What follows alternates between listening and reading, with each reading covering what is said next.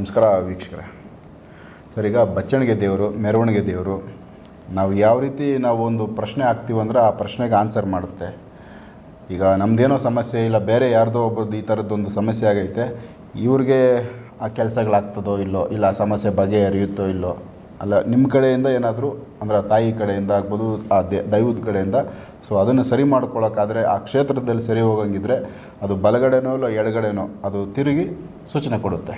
So ಈ ವಿಚಾರಗಳು ನಮ್ಮ ವೀಕ್ಷಕರಿಗೆ ಗೊತ್ತಿದೆ. ಯಾಕಂದರೆ ದೈವ ಇದು ಕೆಲಸ ಆಗುತ್ತೆ ಅಂದರೆ ಬಲಗಡೆ ಬರುತ್ತೆ, ಈ ಕೆಲಸ ಆಗಲ್ಲ ಅಂದರೆ ಎಡಗಡೆ ಸುತ್ತಿಕ್ಕೋದು. ಸೊ ಇದು ಯಾವ ರೀತಿ ಇದರದ್ದು ಒಂದು ವಿಚಾರ ತಿಳಿಸಿ. ಈಗ ಮೊದಲಿಗೆ ಸರ್, ಈಗ ಒಂದು ದೇವತೆ ಹತ್ರ ನಾವೊಂದು ಇದನ್ನು ಇಟ್ಟಂಥ ಸಮಯದಲ್ಲಿ, ಒಂದು ಪ್ರಾರ್ಥನೆ ಇಟ್ಟಂಥ ಸಮಯದಲ್ಲಿ ಕೇಳ್ಕೊತೀವಿ, ನನಗೆ ಈ ಕೆಲಸ ಆಗುತ್ತೆ ಅಂದರೆ ಬಲಭಾಗದಿಂದ ತಿರುಗು, ಇಲ್ಲ ಅಂದರೆ ಎಡಭಾಗದಿಂದ ತಿರುಗು, ತಿರುಗಿದ್ರೆ ಇಷ್ಟೇ ಸುತ್ತು ತಿರುಗು ಅಂತಲೂ ಕೂಡ ಕೇಳ್ತಾರೆ ಕೆಲವೊಬ್ಬರು. ಈಗ 5 ಸುತ್ತು ತಿರುಗು, 3 ಸುತ್ತು ತಿರುಗು, ಈ ಥರ ಎಲ್ಲ ಕೇಳ್ತಾರೆ. ಈ ಕೇಳಿದಂಥ ಸಮಯದಲ್ಲಿ ಕೆಲವು ಜನ ಪ್ರಶ್ನೆ ಮಾಡ್ತಾರೆ, ನನ್ನ ಕೈಲಿ ಕೊಡು, ನಾನು ಎತ್ಕೊಂತೀನಿ ದೇವರು. ಯಾಕಂದ್ರೆ ನೀವೇ ಎಲ್ಲ ನಿಮ್ಮ ಜನಗಳೇ ಇದ್ದಾಗ ನಿಮ್ಮವರೇ ಇರ್ತೀರಿ, ಎಲ್ಲ ನೀವೇ ಆಡಿಸ್ತೀರಿ, ನೀವು ಬೇಕಂತ ಆಡಿಸ್ತೀರಿ, ಡೌಟ್ಸ್ ಇರುತ್ತೆ. ಯಾಕೆಂದ್ರೆ ನಾವು ಅವನ್ನೆಲ್ಲ ಪರಿಹಾರ ಮಾಡಲೇಬೇಕು. ನಾವು ಸಮಾಜದ ಮಧ್ಯೆ ಕೆಲಸ ಮಾಡೋವಂಥ ಸಮಯದಲ್ಲಿ ಯಾರು ಕೇಳಿದ ಪ್ರಶ್ನೆಗೂ ನಮ್ಮ ಕಡೆಯಿಂದ ಉತ್ತರ ಇದ್ದರೆ ಮಾತ್ರ ಆ ಕೆಲಸ ನಾವು ಮಾಡ್ಲಿಕ್ಕೆ ಸಾಧ್ಯ. ಹಂಗೆ ಕೇಳಿದಂಥ ಸಮಯದಲ್ಲಿ ಕೆಲವು ಜನ ಏನು ಮಾಡ್ತಾರೆ, ನನಗೆ ಯಾಕೆ ಆ ಕೆಲಸ ಮಾಡಲಿಲ್ಲ ಅಂತ ಕೇಳ್ತಾರೆ. ಹೌದಲ್ವಾ ಸರ್? ಹೌದು. ಈಗ ನನಗೆ ಒಲ್ದಿರೋ ವಿದ್ಯೆ ಕರ್ನಾಟಕದಲ್ಲಿ ಇನ್ನೂ ಎಷ್ಟೋ ಲಕ್ಷ ಕೋಟಿ ಜನಗಳಿದ್ದಾರೆ, ವಿದ್ಯಾವಂತರು, ಯಾರಿಗೂ ಒಲ್ದಿಲ್ಲ. ಹೌದು. ನೀವು ಮಾಡೋ ಕೆಲಸ ನೀವು ಮಾಡಬೇಕು, ನಾನು ಮಾಡೋ ಕೆಲಸ ನಾನು ಮಾಡಬೇಕು. ಇದು ಕರ್ಮ ಅಂತೀವಿ ನಾವು. ನಿಮ್ಮ ಕರ್ಮ ನೀವು ಮಾಡಬೇಕು, ನನ್ನ ಕರ್ಮ ನಾನು ಮಾಡಬೇಕು. ಈಗ ಎಲ್ಲರಿಗೂ ದೈವ ಒಲ್ಮೆ ಆಗಬೇಕು ಅಂದರೆ ಸಾಧ್ಯನಾ? ಕಷ್ಟ ಆಗಲ್ಲ. ಹೌದಲ್ವ ಸರ್? ಈಗ ಯಾರೋ ಒಬ್ಬ ಬಂದು ದೇವ್ರು ಒತ್ಕೊತಾನೆ, ಅವನೇ ಒತ್ಕೊತಾನೆ, ನಿಂತ್ಕೊತಾನೆ, ಬಲವಾಗಿ ನಿಂತ್ಕೊತಾನೆ, ತುಂಬ ಶಕ್ತಿಶಾಲಿ, ಸದೃಢವಾಗಿ ಬಲವಾಗಿರ್ತಾನೆ. ಹಿಂಗೆ ಹಿಡ್ಕೊಂಡು ಹಿಂಗೆ ನಿಂತ್ಕೊಂಡ್ರೆ ಒಬ್ಬ ಮನುಷ್ಯ ಬಂದು ಇನ್ನೊಬ್ಬ ಮನುಷ್ಯನ ತೆಳ್ಳಿದ್ರೆ ಅದ್ರ ಅನುಭವ ಗೊತ್ತಾಗುತ್ತೆ.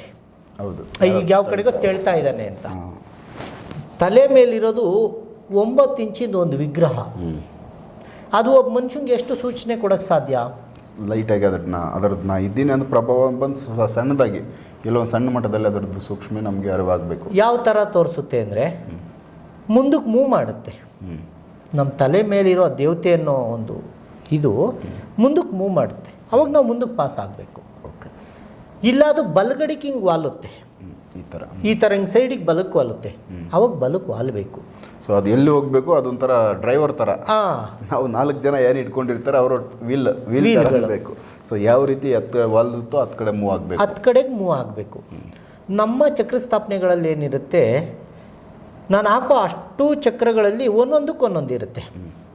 ಈಗ ದೇವ್ರು, ಕೆಲವೊಂದು ದೇವರು ಹಿಂಗೆದ್ದು ಮೇಲೆ ನಿಲ್ಲುತ್ತೆ, ತಲೆ ಮೇಲೆ 4 ಜನ ಒತ್ತಿರೋದವ್ರು ಮೇಲೆ ಎದಳುತ್ತೆ ಹಿಂಗೆ. ಓಕೆ. ಆ ಮೇಲೆ ಕೆದೊಳಕ್ಕೆ ಸಪ್ರೇಟ್ ಚಕ್ರ ಹಾಕಿರ್ತೀವಿ, ಹಿಂಗೆ ಮೇಲೆ ಎದೊಳಕ್ಕೆ. ಅಂದರೆ ಅವರು ಒತ್ತಿರೋರು ಮೇಲೆ ಜಕಳೆ ಬಿದ್ದಿರ್ತಾರೆ, ಜೋಕಾಲ ಆಡ್ತಾ ಇರ್ತಾರೆ, ಹಿಂದೆ ಅವ್ರು ಹಂಗೆ ಇರ್ತಾರೆ, ಮುಂದೆ ದೇವ್ರಿಗೆ ಮೇಲೆ ಇದ್ದಿರುತ್ತೆ. ಆ ಥರದ ಫೋಟೋಗಳು ನಿದರ್ಶನ ಇದೆ, ನಾನು ಕೊಡ್ತೀನಿ. ಅದು ಆ ತಾಯಿ ಮೇಲೆ ಕೆದ್ದಾಗ ಇವರು ಎಷ್ಟು ಒಂದು 10 ಜನ ಸೇರಿ ಹಿಂಗೆ ಗದ್ಮಿ ಹಿಡ್ಕೊಂಡ್ರೆ ನಾವು ಕೊಟ್ಟಿರೋದು ಒಬ್ಬ ಮನುಷ್ಯನ ಜೀವ. ಇಲ್ಲಿ 10 ಜನ ಎಳೆದಿಡಿದ್ರೆ ಆ ತಾಯಿ ಮೇಲ್ಕೆದಳಕ್ಕೆ ಸಾಧ್ಯನಾ? ಆಗಲ್ಲ. ಆ ತಾಯಿ ಹೆಂಗೆ ಆಡ್ತಾಳೋ ಹಂಗೆ ಬಿಡಬೇಕು. ಆ ಮೇಲೆ ಕೆದಳ್ದಾಗ ಮೇಲೆ ಕೆದಳಬೇಕು. ಅದಾದ ನಂತರ ಕೆಳಿ ಕದಮುತ್ತೆ. ಈಗ ಮೇಲೆ ಕೂತ್ಕೊಂಡು ಒಂದು 5 ಜನ ತುಳಿದ್ರೆ ಒಬ್ಬ ಮನುಷ್ಯನ ಹೆಗಲ್ನ ಮನುಷ್ಯ ಏನು ಮಾಡ್ತಾನೆ, ನೆಲಕ್ಕೆ ಬೆಂಡ್ ಆಗ್ತಾನೆ. ಆ ಥರ ಬೆಂಡ್ ಆಗಲಿಕ್ಕೆ ತಾಯಿ ಕೂಡ ಅದುಮ್ತಾಳೆ, ಆವಾಗ ನೆಲಕ್ಕೆ ಕೂರಬೇಕು. ಅದಾದ ನಂತರ ತಾಯಿ ಬಲಕ್ಕೆ ತಿರುಗಿಸ್ತಾಳೆ. ನಾವು ಕೇಳಿರೋ ಪ್ರಶ್ನೆಗೆ ಉತ್ತರ ಬೇಕು ಅಂತ ಬಲಕ್ಕೆ ತಿರ್ಗೋಕ್ಕೆ ಬೇರೆ ಚಕ್ರ ಹಾಕಿರ್ತೀವಿ, ಆಗ ಆ ಚಕ್ರ ಕೆಲಸ ಮಾಡುತ್ತೆ, ಬಲಕ್ಕೆ ತಿರುಗು ಅನ್ನುತ್ತೆ, ತಿರುಗಿಸುತ್ತೆ. ಇದಾದ ನಂತರ ಯಾರಾದರೂ ಎಡಕ್ಕೆ ಕೇಳಿರ್ತಾರೆ, ಎಡಕ್ಕೆ ತಿರ್ಗೋಕ್ಕೆ ಬೇರೆ ಚಕ್ರ ಹಾಕಿರ್ತೀವಿ. ನಾನು ತೋರಿಸ್ತೀನಿ, ನಾನೀಗ ನನ್ನ ಮೊಬೈಲಲ್ಲಿದೆ, ಆ ಚಕ್ರಗಳನ್ನ ನಾನು ನಿಮ್ಮ ಮುಂದೆ ತೋರಿಸ್ತೀನಿ. ಈಗ ಅದು ಬೇರೆ ಒಂದು ದೇವಸ್ಥಾನದಲ್ಲಿ ಕೆಲಸ ಮಾಡೋಕ್ಕೆ ಹೋದಂಥ ಸಮಯದಲ್ಲಿ ಹಾಕಿಟ್ಟಿದ್ರು, ಅದು ಹಾಳಾಗಿತ್ತು, ಅದನ್ನು ತೆಗೆದು ಈಗ ನಾವು ಹೊಸ ಚಕ್ರಗಳು ಹಾಕಿ ಚಕ್ರ ಸ್ಥಾಪನೆ ಮಾಡಿ ಕೆಲಸ ಮಾಡಿ ಕೊಟ್ಟು ಬಂದಿದ್ದೀವಿ. ಅದನ್ನು ನಾನು ನಿಮಗೆ ತೋರಿಸ್ತೀನಿ, ಈಗ ನಿಮ್ಮ ವೀಕ್ಷಕರಿಗೆ ತೋರಿಸಿ. ಅದನ್ನು ಎಡಗಡೆಗೆ ತಿರುಗೋದಕ್ಕೋಸ್ಕರನೇ ಬೇರೆ ಚಕ್ರ ಹಾಕಿರ್ತೀವಿ. ಆಗ ತಾಯಿ ಎಡಗಡೆಗೆ ಹಿಂಗೆ ಸುಮ್ಮನೆ ಹಿಂಗೆ ವಾಸರ ಕೊಡ್ತಾಳೆ. ಆ ವಾಸರ ಕೊಟ್ಟಾಗ ಒತ್ತಂಥ ವ್ಯಕ್ತಿಗಳು ಎಡಕ್ಕೆ ತಿರುಗಬೇಕು. ಆ ಸೂಚನೆನ ಅಬ್ಸರ್ವ್ ಮಾಡಬೇಕು. ಜೊತೆಗೆ ಈಗ ಬರಬೇಕಾದ್ರೆ ಒಬ್ಬ ಮನುಷ್ಯ ಆತ್ಮಶುದ್ಧಿ ಇದ್ದರೆ ಸಾಕು ಅಂತ ಎಲ್ಲರೂ ಹೇಳ್ತಾರೆ, ನಾವು ಹೇಳ್ತೀವಿ. ಅದೇ ರೀತಿಯಾಗಿ ದೇಹನೂ ಶುದ್ಧಿಯಾಗಿರಬೇಕು. ಈಗ ನಾನು ಎಲ್ಲೋ ಹೋಗಿರ್ತೀನಿ, ಏನೋ ಒಂದು ಮುಗಿಸ್ಕೊಂಡು ಬಂದಿರ್ತೀನಿ, ಏನೋ ಒಂದು ಕೆಟ್ಟ ಕೆಲಸ ಒಂದು ಏನೋ ಮಾಡ್ಕೊಂಡು ಬಂದಿರ್ತೀನಿ, ಇಲ್ಲಿ ಬಂದು ನಾನು ದೇವ್ರು ಎತ್ಕೊಂಡಿದ್ದೀನಿ, ನಂಗೆ ಸೂಚನೆ ಕೊಡ್ತಾ ಇಲ್ಲ ಅಂದರೆ ಕೊಡಲ್ಲ ತಾಯಿ. ಅದಕ್ಕೆ ಶುದ್ಧವಾಗಿ ಬಂದು ಸ್ನಾನ ಮಾಡಿ ಶುದ್ಧವಾಗಿ ನಿಂತು ಒಂದೇ ಮನಸ್ಸಿಂದ ಆ ತಾಯಿನ ಆರಾಧನೆ ಮಾಡಿ ಕೇಳಬೇಕು. ಕೇಳಿದ್ರೆ ಕೊಡ್ತಾರೆ. ಈಗ ನೀವು ನಿಮ್ಮ ಮನೇಲಿ ಕೂತಿದ್ದಾಗ ಯಾರಾದರೂ ನಿಮ್ಮ ಸ್ನೇಹಿತರು ಬಂದು 5,000 ಕಾಸು ಬೇಕು ಅಂದರೆ ಕೊಡ್ತೀರಾ. ಅದೇ ನಿಮಗೆ ಹಿಂದೆ ದಿನ ಗಲಾಟೆ ಆಗಿರುತ್ತೆ, ನಿಮ್ಮ ಶತ್ರು ಆಗಿರ್ತಾನೆ, ಅವನು ಕೊಡು ಅಂದರೆ ಕೊಡ್ತೀರಾ ನೀವು? ಇಲ್ಲ, ಯಾಕಂದರೆ ಅವರು ದ್ವೇಷ ಕಟ್ಕೊಂಬಿಟ್ರಲ್ಲ. ದ್ವೇಷ ಕಟ್ಕೊಂಡಿರ್ತಾರೆ. ಈ ತಾಯಿ ಹತ್ರ ಕೂಡ ಅಷ್ಟೇ, ಪ್ರೀತಿಯಿಂದ ಯಾರು ಬಂದು ಏನು ಕೇಳ್ತಾರೋ ಅದನ್ನು ಖಂಡಿತ ಕೊಡ್ತಾಳೆ. ನೀವು ಕೇಳಿ, ಒಳ್ಳೆ ಶುದ್ಧವಾಗಿ ಬಂದು ನಿಂತ್ಕೊಂಡು ಅಮ್ಮ ನನಗೂ ಇದನ್ನು ನಡೆಸ್ಕೊಡು ಅಂತ ಕೇಳಿ ನಡೆಸ್ಕೊಡ್ತಾಳೆ. ನೀನು ಬಂದೆ ನಾನು ನಿನಗೆ ಚಾಲೆಂಜ್ ಮಾಡ್ತಾ ಇದ್ದೀನಿ, ನೀನಿದ್ರೆ ನಂಗೆ ತೋರಿಸು, ಆ ಕ್ಷಣಕ್ಕೆ ತೋರಿಸ್ತಿದ್ರು ಕೂಡ ಅದು ಕರ್ಮ ಯಾವತ್ತೂ ಹೋಗಲ್ಲ, ನಿನಗೆ ತಾಕತ್ತೆ. ಇದು ದೈವದಲ್ಲಿ ಇರ್ತಕ್ಕಂಥ ನಿರ್ಣಯ. ಎಲ್ಲರ ಮುಂದೆ ನಂಗೆ ಈಗಲೇ ತೋರಿಸ್ಲಿಲ್ಲ, ಇಲ್ಲೇ ತೋರಿಸ್ಲಿಲ್ಲ. ಕೆಲವು ಜನಗಳು ಮಂಡವಾದ ಮಾಡ್ತಾರೆ, ನನಗೆ ಯಾಕೆ ಬರಲ್ಲ, ಈಗ ನನಗೆ ಯಾಕೆ ಮಾಡಲ್ಲ, ನಾನು ಹೊತ್ಕೊಂಡ್ರೆ ಏನಕ್ಕೆ ಅದನ್ನು ತೋರಿಸ್ತಾ ಇಲ್ಲ ಕುರುವನ್ನ. ಈಗ ನಾವು ಕುರು ಅದು ಬಚ್ಚಿಡಬೇಕಾದ್ರೆ ಯಾರಿಗೂ ತೋರಿಸಿಲ್ಲ, ಆದರೂ ಆ ತಾಯಿ ಹುಡಿಕೊಂಬರ್ತಾಳೆ ಅಂದರೆ ಆ ತಾಯಿಗೆ ಶಕ್ತಿ ಇದೆ ಅಂತ. ಸೊ ಅವ್ರಿಗೆ ಅಬ್ಸರ್ವ್ ಆಗಿದೆ, ಅದು ಅವ್ರಿಗೆ ಅಬ್ಸರ್ವ್ ಆಗಿರುತ್ತೆ. ನಿಮ್ಗೆ ಆಗಲ್ಲ, ನಿಮ್ಗೆ ಆ ರೇಖೆ ಇಲ್ಲ. ಈಗ ನಾವು ಕೆಲವೊಬ್ಬರು ಬೋರ್ವೆಲ್ ಕೊರೆಸ್ಲಿಕ್ಕೆ ನೀರು ಚೆಕ್ ಮಾಡ್ತಾರೆ, ಪರೀಕ್ಷೆ ಮಾಡ್ತಾರೆ. ಹೌದು, ನನಗೆ ಬರಲ್ಲ, ನಾನು ಚೆಕ್ ಮಾಡಲ್ಲ. ಕಾಯಿ ಹಿಡಿದು ಮಾಡ್ತಾರೆ, ಕಡ್ಡಿ ಹಿಡಿದು ಮಾಡ್ತಾರೆ. ಕೆಲವು ಜನ ಹೇಳ್ತಾರೆ ಅದೇಂಗೆ ಗೊತ್ತಾಗ್ಬಿಡುತ್ತೆ, ಭೂಮಿ ಒಳಗಡೆ ಇರೋದು ಕಾಯಿ ಹಿಡಿದ್ರೆ ಗೊತ್ತಾಗ್ಬಿಡುತ್ತೆ. ಹೌದು, ಇಲ್ಲ ಏನೋ ಜಿಯೋಲಜಿಸ್ಟ್ನ ಕರ್ಕೊಂಬಂದು ಪರೀಕ್ಷೆ ಮಾಡಿಸಿದ್ದ. ಇವತ್ತು ನಾನು ಕರ್ಕೊಂಡೋಗಿ ತೋರಿಸ್ತೀನಿ, ಜಿಯೋಲಜಿಸ್ಟ್ಗಳು ಮಾಡಿರೋ ಪಾಯಿಂಟ್ಗಳು 1200 ಅಡಿ ಕೊರೆದ್ರು ಬರೀ ಧೂಳು ಬಂದೈತೆ, ಒಂದು ತೊಟ್ಟು ನೀರು ಬಂದಿಲ್ಲ. ಸುಮಾರು ಫೇಲ್ಯೂರ್ ಆಗವೆ. ನಾನು ತೋರಿಸ್ತೀನಿ, ತುಂಬ ಆಗಿದೆ. ಅದೇ ದೇವತೆಗಳು ಸುಮ್ಮನೆ ದೇವತೆಗಳನ್ನ ಪ್ರಶ್ನೆ ಇಟ್ಟಂಥ ಸಮಯದಲ್ಲಿ ಹೋಗಿ ದೇವತೆಗಳು ತೋರಿಸಿರೋ ಪಾಯಿಂಟ್ಗಳಲ್ಲಿ ಬರೀ 200 ಅಡಿಗೆ ನೀರು ಬಂದಿದೆ. ಅಂದರೆ ಇಲ್ಲಿ ಸೈಂಟಿಸ್ಟ್ ಎಷ್ಟೇ ಹೇಳಿದ್ರು ಕೂಡ ಸೈಂಟಿಸ್ಟ್ ಫೇಲ್ಯೂರ್ ಆಗ್ತಾನೆ ಇದ್ದಾರೆ. ಅವ್ರನ್ನ ದಾಟಿದ್ದೊಂದು ಶಕ್ತಿ ಇದೆ, ಅದನ್ನು ನಾವು ನಂಬಬೇಕಷ್ಟೇ. ಹಿಂದಿನ ಕಾಲದಿಂದ ಋಷಿಮುನಿಗಳ ಕಾಲದಿಂದ ಬಂದಿರತಕ್ಕಂಥ ವಿದ್ಯೆ ಯಾವತ್ತೂ ಫೇಲ್ ಆಗಿಲ್ಲ. ಇವರು 1000 ಹೇಳ್ಬೋದು ನಾವು ಮುಂದಿದ್ದೀವಿ ಅಂತ. ಈಗ ಒಬ್ಬ ಪಂಡಿತ ಆದವನು ಇಲ್ಲ ಒಂದು ದೈವ ಯಾರನ್ನಾದರೂ ಒಬ್ಬರನ್ನ ಮುಟ್ಟಿದ್ರೆ ಸಕ್ಸಸ್ಸು ಇದೆ, ಫೇಲು ಇದೆ, ಎರಡೂ ಇದೆ. ಈಗ ನಾವು ಹಾಸ್ಪಿಟ್ಲಿಗೆ ಹೋಗ್ತೀವಿ, ವೈದ್ಯನ ಕಾಣ್ತೀವಿ, ಏನೋ ಒಂದು ಕಾಯಿಲೆ ಇರುತ್ತೆ, ಅವ್ರ ಕೈಲಾದರೆ ಅವ್ರು ವಾಸಿ ಮಾಡ್ತಾರೆ, ಕೈಲಾಗಿಲ್ಲ ಅಂದರೆ ಏನು ಮಾಡ್ತಾರೆ, ನನ್ನ ಕೈಲಾಗಿಲ್ಲಪ್ಪ ಬಿಟ್ಬಿಡ್ತಾರೆ, ಇದು ಆಗಲ್ಲ, ಇದು ವಾಸಿ ಮಾಡೋಕ್ಕಾಗಲ್ಲ ಅಂತ ಹೇಳ್ತಾರೆ. ಅದೇ ಥರ ಇವ್ರಿಗೂ ಇದೆಯಲ್ಲ, ನಿನ್ನ ಸಮಸ್ಯೆ ಪರಿಹಾರ ಆಗುತ್ತೆ ಅನ್ನೋದಾದ್ರೆ ಖಂಡಿತ ಮಾಡಿಕೊಡ್ತಾರೆ. ನಿನ್ನ ಸಮಸ್ಯೆ ಪರಿಹಾರ ಆಗೋದೇ ಇಲ್ಲ ಅನ್ನೋ ಸಮಯದಲ್ಲಿ ಆಗಲ್ಲ ಅಂತ ಕೈ ಬಿಟ್ಟರೆ ಅವ್ರು ಸರಿ ಇಲ್ಲ, ದೇವತೆ ಸರಿ ಇಲ್ಲ ಅಂದರೆ ಯಾವ ನ್ಯಾಯ? ಸೊ ಅದು ಏನೇ ಆಗಿಲ್ಲ ಅದನ್ನು ಸರಿ ಮಾಡೇಬೇಕು ಅನ್ನೋ ಥರ ಮೈಂಡ್ ಇರುತ್ತೆ, ಮೈಂಡಲ್ಲಿ ಅವ್ರು ಫಿಕ್ಸ್ ಆಗಿರ್ತಾರೆ. ನಮ್ಮ ಕರ್ಮ ಅನ್ನೋದು ಕಳಿಬೇಕಲ್ವ. ಹೌದು. ಅದಕ್ಕೆ ದೇವತೆಗಳು ಈ ಮಂಡುವಾದ ಬಿಟ್ಟು ನೀನಿದ್ಯಾ, ನಿನ್ನ ಕೈಲಿ ಎಲ್ಲ ಆಗುತ್ತೆ ಅಂತ ಹೇಳಿ ಅವ್ರನ್ನ ಬೇಡ್ಕೊಂಡ್ರೆ ಖಂಡಿತ ಮಾಡಿಕೊಡ್ತಾರೆ.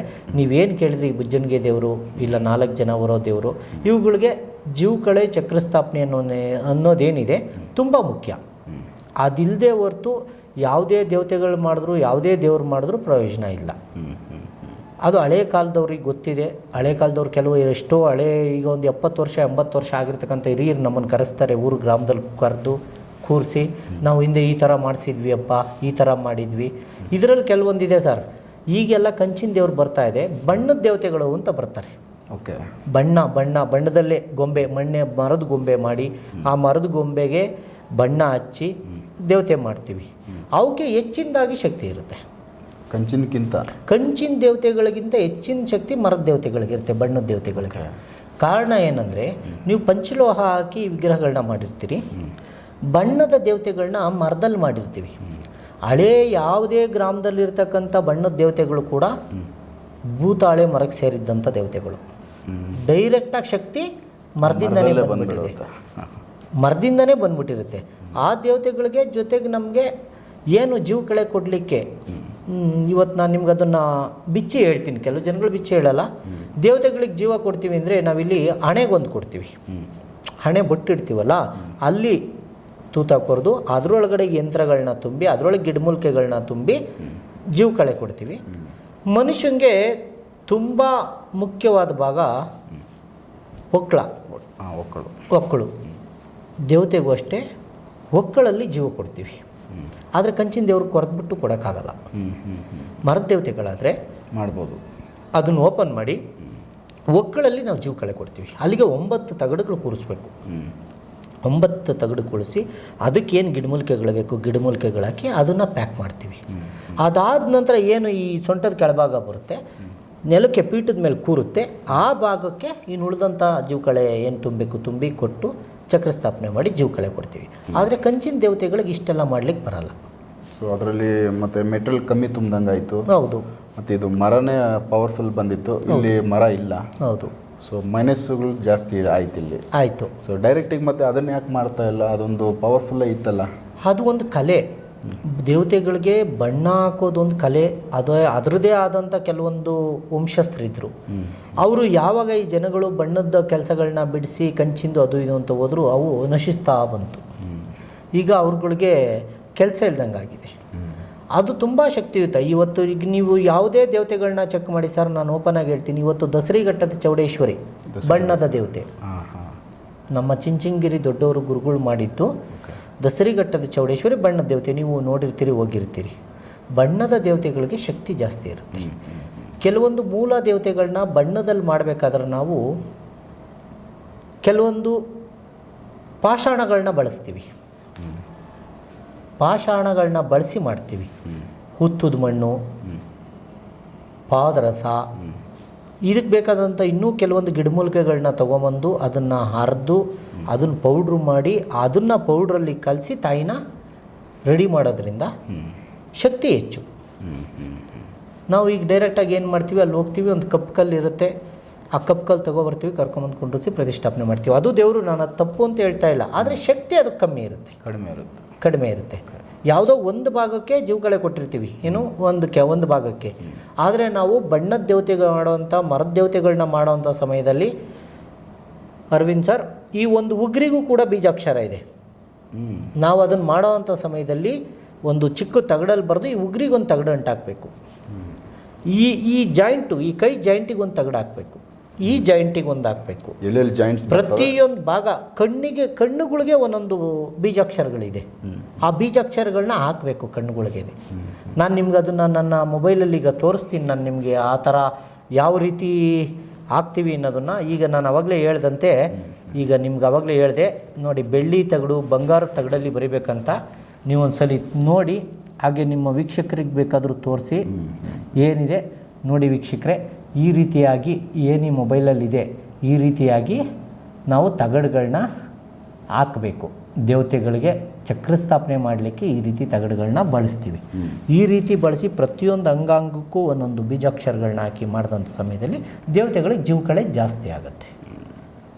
ಸೊ ಇದರಲ್ಲಿ ನೀವು ತೋರಿಸಿದ್ರಿ ಕೆಲವೊಂದು ಬಂಗಾರದ್ದು ಬೆಳ್ಳಿದು ತಗಡಲ್ಲಿ ಬರೆದಿರೋದು ನೀಟಾಗಿದೆ.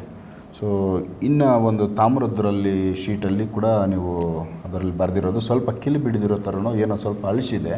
ಸೊ ಆ ಅಳಿಸೋದ್ರೆ ಈಗ ಯಾವುದೋ ಒಂದು ಪ್ರತಿಷ್ಠಾಪನೆ ನೀವು ದೇವಸ್ಥಾನಗಳಲ್ಲಿ ಮಾಡಿ ಬಂದಿರ್ತೀರ, ಕೆಲವೊಂದೊಂದು ಸರಿ ಏನಾಗುತ್ತೆ, ಸುಮಾರು ವರ್ಷಗಳು ಒಂದು ತಲೆಮಾರ ಇರ್ತಾವೆ, ಒಂದು ತಲೆ ಮುಗಿದ ಮೇಲೆ ಸುಮಾರು ಹಳೇದಾಗ್ತಾ ಹೋಗ್ತಾ ಇದ್ದಂಗೆ ಅದು ಒಳಗಡೆ ಏನೋ ನೀರಿಂದು ಏನೋ ಒಂದು ಅಲ್ಲಿ ಸ್ವಲ್ಪ ಲೀಕೇಜ್ ಆಗೋ ಏನೋ ಆಗಿ, ಸೊ ಅದು ಅಕ್ಷರಗಳೇನಾದರೂ ಸ್ವಲ್ಪ ಡ್ಯಾಮೇಜ್ ಆಯಿತು ಅಂದರೆ ಸ್ವಲ್ಪ ಎಲ್ಲೋ ಒಂದು ಕಡೆ ಒಂದು ಪದ ಮಿಸ್ ಆದರೂ ಕೂಡ ಪವರ್ ಆಗೇ ಇರುತ್ತಾ? ಇಲ್ಲ, ಶಕ್ತಿ ಕಳ್ಕೊಳ್ಳುತ್ತೆ. ಶಕ್ತಿ ಕಳ್ಕೊಳುತ್ತೆ. ಅದಕ್ಕೋಸ್ಕರ ಏನು ಮಾಡ್ತಾಯಿದ್ರು ಹಿಂದಿನ ಕಾಲದಲ್ಲಿ, ರಾಜರು ಮಹಾರಾಜರು ಕಾಲದಲ್ಲಿ ಬೆಳ್ಳಿ ಬಂಗಾರಕ್ಕೆ ಕೊರತೆ ಇರಲಿಲ್ಲ. ಬೆಳ್ಳಿ ಬಂಗಾರದಲ್ಲಿ ಬರೆದ್ರೆ ಅದು ಯಾವತ್ತೂ ಹಾಳಾಗೋದಿಲ್ಲ. ಅದು ಯಾವುದೇ ರೀತಿಯಾದಂಥ ತುಕ್ಕು ಬರಲ್ಲ, ತುಕ್ಕಿಡಿಯಲ್ಲ, ನಶಿಸಲ್ಲ ಅದು. ಅದಕ್ಕೋಸ್ಕರ ಹಿಂದಿನ ಕಾಲದಲ್ಲಿ ಬರೀತಿದ್ದಂಥ ಎಲ್ಲ ಚಕ್ರ ಸ್ಥಾಪನೆಗಳು ಬೆಳ್ಳಿ ಬಂಗಾರದಲ್ಲೇ ಬರಿತಾಯಿದ್ರು. ಈಗ ನಾವು ಬೆಳ್ಳಿ ಬಂಗಾರಕ್ಕೆ ಅಷ್ಟೊಂದು ದುಡ್ಡಿಡೋಕ್ಕಾಗಲ್ಲ ಅಂತೇಳಿ ತಾಮ್ರದ ಶೀಟ್ಗಳಲ್ಲಿ ಬರಿತೀವಿ. ನಾವು ತಾಮ್ರದ ಶೀಟಲ್ಲಿ ಬರೆದು ಪ್ರತಿಷ್ಠಾಪನೆ ಮಾಡಿದ ನಂತರ ಆಯಾ ದೇವಸ್ಥಾನದ ಅರ್ಚಕರು ಅದನ್ನು ನೀಟಾಗಿ ನೋಡಿಕೊಂಡ್ರೆ, ಯಾವುದೇ ಭಿನ್ನ ಆಗದಂತೆ, ಅದರೊಳಗೆ ನೀರು ಹೋಗದಂತೆ ನೋಡಿಕೊಂಡ್ರೆ ಅದು ಒಂದು 80 ವರ್ಷ, 60 ವರ್ಷ, 70 ವರ್ಷದವರೆಗೂ ಬರುತ್ತೆ. ಅಕಸ್ಮಾತ್ ಏನಾದರೂ ಅರ್ಚಕರು ಅದನ್ನು ನೀಟಾಗಿ ನೋಡಿಕೊಂಡೆ ಅದರೊಳಗೆ ನೀರು ಹೋಗಿದ್ದಾದರೆ, ಏನಾದರೂ ತೇವಾಂಶ ಆಗಿದ್ದಾದರೆ ಕೆಲವೊಂದು ಶೀಟ್ಗಳು ನಶಿಸಿ ಹೋಗ್ತವೆ. ಹಂಗೇನಾದರೂ ಆದರೆ ಅದು ಹಾಳಾಗುತ್ತೆ, ಜೀವಕಳೆ ಕಮ್ಮಿ ಆಗುತ್ತೆ. ಓಕೆ. ಈಗ ನಾನು ಏನು ಬರೆದಿದ್ದೆ, ಈಗ ನಾನು ನಿಮ್ಗೆ ಮುಂಚೆನೇ ತಿಳಿಸ್ದಂಗೆ ಬಲಕ್ಕೆ ತಿರುಗು ಅಂದರೆ ಬೇರೆ ಚಕ್ರ, ಎಡಕ್ಕೆ ತಿರುಗು ಅಂದರೆ ಬೇರೆ ಚಕ್ರ ಅಂತ ಹೇಳಿದೆ. ಯಾವ ಚಕ್ರ ಅದು ನಶಿಸಿರುತ್ತೆ ಆ ಕೆಲಸ ಮಾಡಲ್ಲ. ಸೊ ಈಗ ಮನುಷ್ಯನಲ್ಲಿ ಎಲ್ಲ ಅಂಗಗಳು ಕರೆಕ್ಟಾಗಿದ್ದಾಗ ಕರೆಕ್ಟಾಗಿ ಕೆಲಸ ಮಾಡುತ್ತೆ. ಯಾವುದೋ ಒಂದು ಅಂಗ ಊನ ಆಯಿತು ಒಳಗಡೆ ಅಂದಾಗ ಸೊ ಆ ಒಂದು ಕೆಲಸ ನಿಂತೋಗುತ್ತೆ. ಸೇಮ್ ಅದೇ ಥರ ಅದೇ ರೀತಿಯಾಗಿ ಇದು ಕೂಡ ಆ ಅಂಗಕ್ಕೆ ಏನು ಬೇಕು, ಯಾವ ಚಕ್ರ ಬೇಕು ಅದು ಕರೆಕ್ಟಾಗಿದ್ದರೆ ಅದು ಕೆಲಸ ಮಾಡುತ್ತೆ. ಸೂಪರ್. ಸೊ ವೀಕ್ಷಕರೇ, ಇದೊಂದು ಉತ್ಸವ ದೇವರು, ಆಮೇಲೆ ಬಚ್ಚಣಿಗೆ ದೇವರು ಅಂತ ಕರಿತೀವಿ, ಮೆರವಣಿಗೆ ದೇವರು ಅಂತ ಕರಿಬೋದು. ನಮ್ಮ ಪ್ರಶ್ನೆಗೆ ಆನ್ಸರ್ ಮಾಡುತ್ತೆ ದೇವರು. ಯಾಕಂದರೆ ಈಗ ಸೋಷಿಯಲ್ ಮೀಡಿಯಾಗಳಲ್ಲಿ ಸಾಕಷ್ಟು ವಿಡಿಯೋಗಳು ಬೇರೆ ಬೇರೆ ಕೆಲವೊಂದಷ್ಟು ದೇವಸ್ಥಾನಗಳಲ್ಲಿ ಮಾಡ್ತಾ ಇದ್ದಾರೆ. ದೇವರಿಗೆ ಪ್ರಶ್ನೆ ಹಾಕಿದಾಗ ದೇವರು ಬಂದು ಎಡಕ್ಕೋ ಇಲ್ಲ ಬಲಕ್ಕೋ ಯಾವುದೋ ಒಂದು ರೀತಿ ಅದು ಸೂಚನೆ ಕೊಡುತ್ತೆ. ಸೊ ಆ ಥರದ್ದೊಂದು ವಿಚಾರ, ಅದು ಯಾವ ಥರ ಮಾಡ್ತಾರೆ ಅನ್ನೋದ್ರ ಬಗ್ಗೆ ಸೊ ರಾಜನ್ ತಿಮ್ಮಯ್ಯ ಅವರು ತುಂಬ ಚೆನ್ನಾಗಿ ತಿಳಿಸ್ಕೊಟ್ಟಿದ್ದಾರೆ. ಅದರ ಬಗ್ಗೆ ಒಂದಷ್ಟು ಅನುಭವ ಅವರಲ್ಲಿ ಐತೆ. ಸಾಕಷ್ಟು ದೇವಸ್ಥಾನಗಳಲ್ಲಿ ಅವರು ಕೆಲಸ ಮಾಡಿದ್ದಾರೆ. ಅವರು ಮಾಡಿರೋ ಕೆಲವೊಂದಷ್ಟು ವಿಚಾರಗಳನ್ನ ನಮಗೆ ತೋರಿಸಿದ್ರು. ಸೊ ಅವುಗಳನ್ನ ನಾನು ನಿಮಗೆ ಅವ್ರ ಚಕ್ರಗಳಾಗ್ಬೋದು, ಇನ್ನೊಂದು ಯಾವ ರೀತಿ ಇರುತ್ತೆ ಅನ್ನೋದ್ರ ಬಗ್ಗೆ ಒಂದು ಚಿಕ್ಕದಾಗಿ ಒಂದು 2-3 ಫೋಟೋ ತೋರಿಸ್ತೀನಿ. ಸೊ ಇನ್ನಷ್ಟು ಬೇರೆ ಬೇರೆ ವಿಚಾರಗಳು ದೈವಕ್ಕೆ ಸಂಬಂಧಪಟ್ಟಂತೆ ಮಾತಾಡೋದಿದೆ. ಸೊ ಅವುಗಳನ್ನ ನೆಕ್ಸ್ಟ್ ಎಪಿಸೋಡಲ್ಲಿ ನಾವು ಮಾತಾಡ್ತಾ ಹೋಗ್ತೀವಿ. ಎಪಿಸೋಡ್ ನೋಡ್ತಾ ಹೋಗಿ ಅವಶ್ಯಕತೆ ಇರೋರಿಗೆ ವಿಡಿಯೋಗಳನ್ನ ಶೇರ್ ಮಾಡಿ ಅಂತ ಕೇಳ್ಕೊತೀವಿ. ನಮಸ್ಕಾರ. ನಮಸ್ಕಾರ ಸ್ನೇಹಿತರೆ.